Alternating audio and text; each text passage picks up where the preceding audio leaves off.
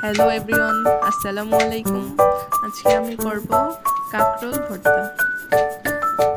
এই ভর্তাটি করার জন্য আমি একটি প্লেটে কয়েকটি কাঁকরোল টুকরো করে নিয়েছি।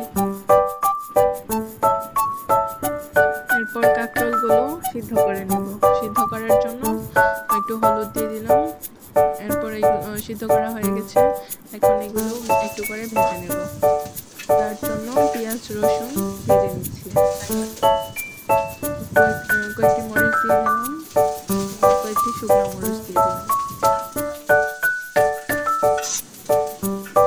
এগুলো ভাজা হয়ে গিয়েছে। এখন কাঁকরোলগুলো কড়াইয়ের ভিতর একটা একটা করে দিয়ে দিচ্ছি। সবগুলো একসাথে ভেজে নেব।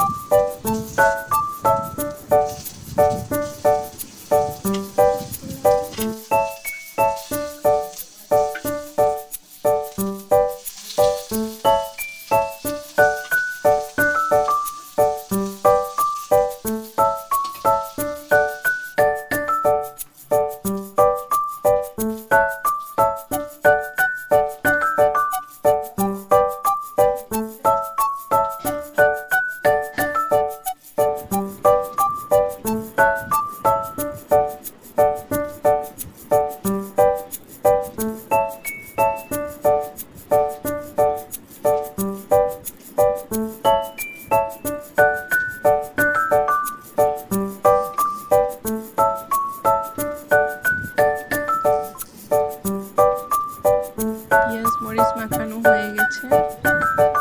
এখন কাঁকরোল ভর্তা করার পালা। কাঁকরোলগুলো ভালোভাবে মিক্সড করে নিচ্ছি।